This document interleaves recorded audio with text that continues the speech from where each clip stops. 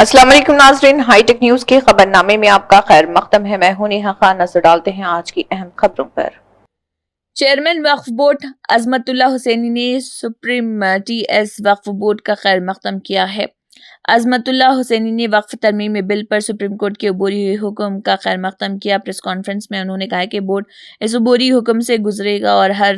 पंजे पर काम करेगा और अगर कम्युनिटी के खिलाफ कोई नाइंसाफ़ी हुई तो सुप्रीम कोर्ट में जाएगी। और प्रेस कॉन्फ्रेंस में अबुल फतेह सैद बंदगी बादशाह कादरी मेंबर TSWB और दीगर मेंबरान मौजूद रहे। प्रेस कॉन्फ्रेंस में उन्होंने कहा कि बोर्ड इस अबूरी हुक्म से गुजरेगा और हर पंजे पर काम करेगा और अगर कम्युनिटी के खिलाफ कोई नाइंसाफ़ी हुई तो वो सुप्रीम कोर्ट जाएंगे।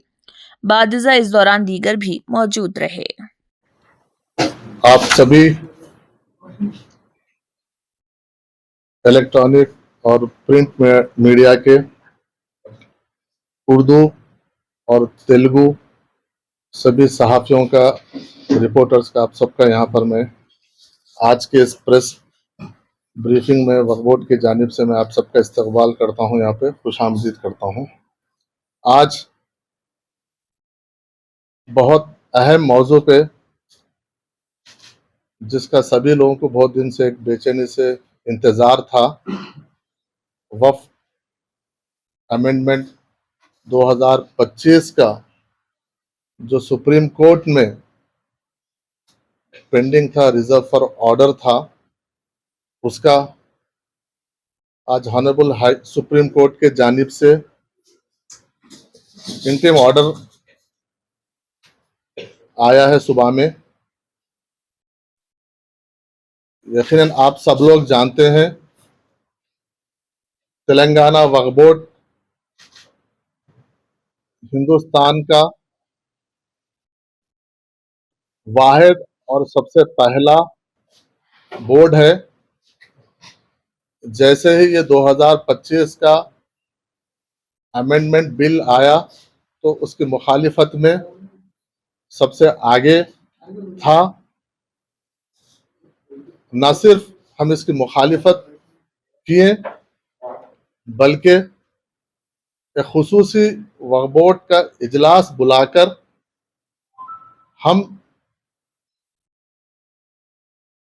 एक तमाम बोर्ड मेंबरों के ताउन से हम ये जुर्रत और हिम्मत किए कि इसकी मुखालिफत बोर्ड में रेजुलेशन पास करके मरकजी हुकूमत को भेजने का हमने काम किया था। उसके बाद हम ये उस बोर्ड में ये मुतालिबा किए थे, जब पार्लियामेंट में ये एक्ट आने के बाद अपोजिशन खास तौर पर राहुल गांधी जी की क़यादत में इंडिया ब्लॉक तमाम एकजुट होकर तमाम सियासी जमातें, इलाकाई और मरकजी पार्टियां इसकी मुखालिफत करने के बाद मरकजी हुकूमत इसको JPC के जॉइंट पार्लियामेंट्री कमेटी को भेजी थी। उसके बाद हमारे बोर्ड में हम रेजोल्यूशन पास करके फिर हम ये मुतालिबा किए थे कि जॉइंट पार्लियामेंट्री कमेटी स्टेट्स को विजिट करके ओपिनियन जो मुतालिका वक्फ बोर्ड, ये जो औकाफ की जायदादें हैं, जो कंसल्ट लोग हैं उनसे अगर आप कंसल्टेशन और कंसेंस प्रोसेस अगर आप पूरा ब्रॉड वे में अगर करते हैं तो बेहतर रहेगा इसका नताइज। उसके बाद आप फैसला कीजिए। उसके बाद फिर JPC पूरे स्टेटों का दौरा की और फिर हमको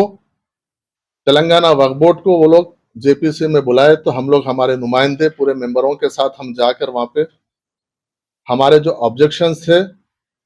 हम JPC के सामने रखे और JPC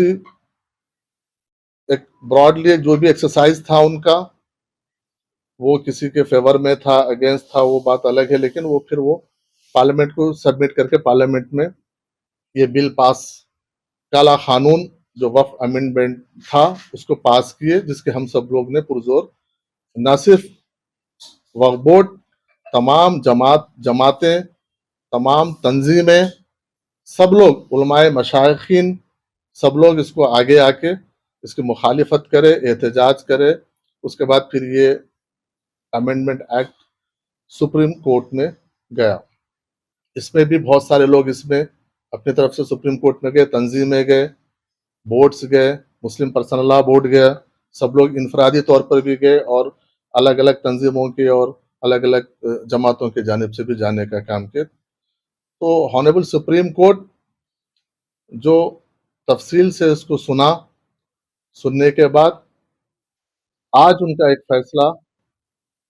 रिजर्व फॉर ऑर्डर के बाद आज फैसला आया था, जिसमें हम लोग जो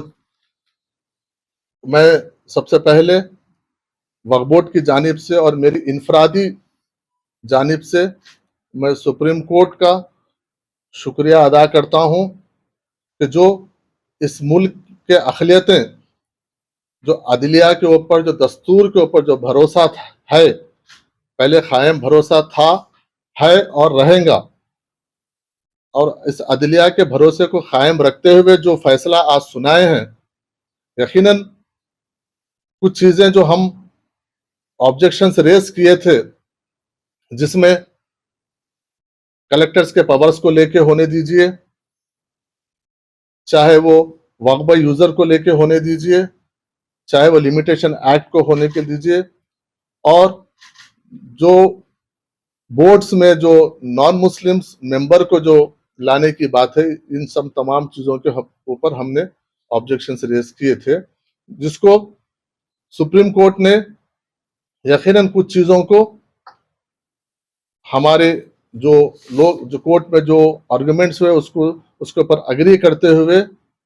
एक तो मैं समझता हूं तेलंगाना वक्फ बोर्ड की और तमाम लोगों की एक काविशों से ये कामयाबी मिली कि जो कलेक्टर्स को जो पावर्स थे, क्योंकि हमारी जो वक्फ के जायदादों की जो असल लड़ाई है वो लोकल एडमिनिस्ट्रेशन से है। हमारे मैक्सिमम ज्यादा से ज्यादा जो हमारे जो मैटर्स है वो रेवेन्यूज और कलेक्टर के पास हमारे डिस्प्यूटेड है। तो वो अगर कलेक्टर को इसमें अगर हम, क्योंकि अगर इसमें हम तेलंगाना की मिसाल लेते हैं तो ये मजहबी उमूर के टाइम पे जब वक्फ का जब मामला था तो उसमें कई जगह पर, क्योंकि पुराने यहाँ पर मुस्लिम रूलर्स थे, तो जब ये इसको फिर एंडोनमेंट में लिया गया तो कई जगह पर सरकार बोल के लिखा गया था। सरकार बोल के लिखा गया तो उसको फिर आज के लोग उसको सरकारी बना के उसको कहने के, तो हमारा जो असल लड़ाई थी वो हमारे डिस्ट्रिक्ट कलेक्टर्स की थी। तो वहां पर कलेक्टर्स अगर हमारे मुंसिफ भी वही रहेंगे और मुद्दे भी वही रहेंगे तो हमको इंसाफ नहीं मिलेगा। इसके ऊपर हम बहुत गहरी लड़ाई लड़े। अल्हम्दुलिल्लाह, अल्लाह का शुक्र है कि सुप्रीम कोर्ट उसको स्टे कर दिया, उसको कि आप जो जुडिशरी है, आप जुडिशरी और वक्फ ट्रिब्यूनल के जरिए आइए, टाइटल डिसाइड ट्रिब्यूनल करेगा, ट्रिब्यूनल और बोर्ड जो करेगा उसको सिर्फ कलेक्टर्स एग्जीक्यूटिंग अथॉरिटी रहेगी। वो बहुत बड़ा बोर्ड के और ये औकाफ की जायदादों के हक में फैसला गया है। उसके बाद जहां तक नॉन मुस्लिम्स को बोर्ड में हमने ये बोला था कि जैसा दूसरे मजहब के बोर्ड्स में या फिर एंडोनमेंट्स में हो किसी और या क्रिश्चियन उसमें उनके जो सोसाइटीज होते हैं वहां पे मुस्लिम्स को कोई किसी का नॉन कम्युनिटी के लोगों को कोई इंक्लूड नहीं था, तो यहाँ पर हम भी यही हमारा ऑब्जेक्शन था। तो उसको भी सुप्रीम कोर्ट ने जो उसका जो नंबर्स थे उसको नंबर्स को कम करते हुए एक्स ऑफिशियो मेंबर को भी इंक्लूड करते हुए 4 से 3 का प्रोविजन सुप्रीम कोर्ट ने दिया है। तो उसके लिए भी हम क्योंकि मैं अदलिया का यहाँ के आप तमाम के जरिए मैं शुक्रिया अदा करना चाहता हूँ कि ये हमारी डेमोक्रेसी की और अदलिया की हमारा ये ताकत है कि अदलिया ने अभी भी अपने दरवाजे खुले रखे हैं। हम अभी भी ये जो कंपोजिशन ऑफ बोर्ड जो नॉन मुस्लिम्स का है,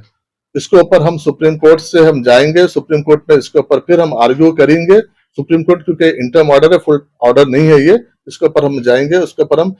लीगल एक्सपर्ट से बात करेंगे, तमाम मजहबी और सोशल ऑर्गेनाइजेशन से हम बात करेंगे, सियासी जमातों से बात करेंगे, बात करके इसके ऊपर हम हमारे पॉलिटिकल पार्टीज से बात करेंगे, इसके ऊपर क्या हमारा स्टैंड रहेगा, फिर फर्दर हम सुप्रीम कोर्ट को देंगे। उसके साथ साथ जो वक्फ बाय यूजर है, वक्फ जो अहम मसला था, क्योंकि बहुत सारे औकाफी जायदादें रजिस्टर्ड अनरजिस्टर्ड का मसला था, तो वक्फ बाय यूजर के लिए भी सुप्रीम कोर्ट ने यह रिलीफ दिया है कि जो ऑलरेडी रजिस्टर्ड है जायदाद है उसको कोई डिस्टर्ब नहीं होगा, लेकिन जो रजिस्टर्ड नहीं है उसको टाइटल जब तक डिसाइड नहीं होगा टाइटल होने तक उसको आप कोई आपके डॉक्यूमेंट्स में, आपके रिकॉर्ड में कोई किसी किस्म की तब्दीली आप नहीं ला सकते एडमिनिस्ट्रेटिव लेवल पे। इसलिए उसके साथ साथ मैं आपके जरिए में तमाम मुतवलियान को, मस्जिद कमेटी के लोगों को, जो भी वक्फ यूजर जो रजिस्टर्ड अभी तक प्रॉपर्टीज नहीं करवाए हैं, आप लोग इसको रजिस्टर्ड करवाइए। इसमें आपको पूरा बोर्ड में, हम लोग बोर्ड में बैठकर आपके किस तरीके से हम इसमें मदद कर सकते हैं, हम आपको एक एक्शन प्लान के जरिए हम आपके सामने फिर आएंगे। लेकिन हम आपसे अपील कर रहे हैं कि आप लोग जल्द से जल्द इसको रजिस्टर, क्योंकि जो रजिस्टर्ड है तो टाइटल है, टाइटल के बाद ही उसके ऊपर आगे का उसके ऊपर डिसाइड होगा। ये 2-3 अहम बातें थे। उसके साथ साथ जो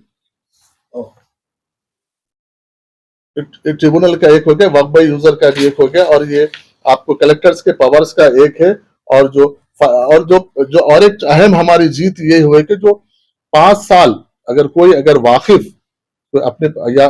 अपनी प्रॉपर्टी को वक्फ करना चाहता है, तो उसके लिए जो वो लोग जो अहम शराइत रखे थे कि 5 साल प्रैक्टिसिंग मुस्लिम होना चाहिए। उसके ऊपर सब लोग कोर्ट में बहुत सख्ती से इसके ऊपर एतराज किए हैं, क्योंकि ये एक आस्था का एक अपने यकीन का, अकीदे का मामला है। वो उसके ऊपर आप प्रैक्टिसिंग मुस्लिम बोल के कंडीशन नहीं रख सकते। इसको कौन डिफाइन क्या है, मतलब कौन करेगा कि प्रैक्टिसिंग मुस्लिम, नॉन प्रैक्टिसिंग मुस्लिम। तो ये एक बहुत बड़ी रुकावट मरकजी हुकूमत करने की कोशिश कर रही थी कि वक्फ बोर्ड को किस तरीके से जो लोग वाकिफ है, जो वक्फ करना चाहते हैं, उनको किस तरीके से रोका जाए। एक साजिश थी, साजिश को आज सुप्रीम कोर्ट ने उसको नकार दिया, उसको खारिज कर दिया कि ये आप डिफाइन नहीं कर सकते। इसको आप स्टेट गवर्नमेंट इसके ऊपर रूल्स फ्रेम करना है, फ्रेम करने के बाद आप उसको एग्जीक्यूट कीजिए, तब तक आप उसको नहीं कर सकते। ये भी मैं समझता हूँ एक बड़ी कामयाबी है, क्योंकि कोई भी अपने अपने आस्था, अपने अकीदे के साथ कहीं पर भी डोनेट कर सकता है। अगर आप ये प्रोविजन हमारे पास रख रहे हैं, तो आप दूसरे भी, आप एंडोनमेंट में हो चाहे क्रिश्चियन में हो, आप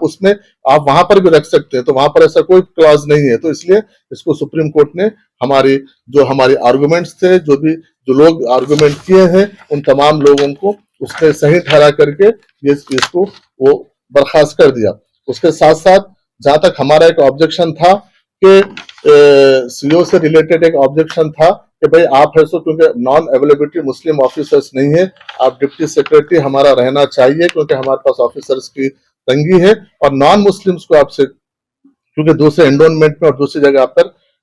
नॉन हिंदूज का प्रोविजन नहीं है, इसलिए हमारा आर्गुमेंट था कि आप यहाँ पे सिर्फ मुस्लिम्स को आप प्रोविजन रखो। तो उसको भी सुप्रीम कोर्ट ने सुना, क्योंकि ये मजहबी उमूर का मामला है। मजहबी उमूर, मुस्लिम एक आदमी रहे तो, मुस्लिम अगर ऑफिसर रहा तो वो समझ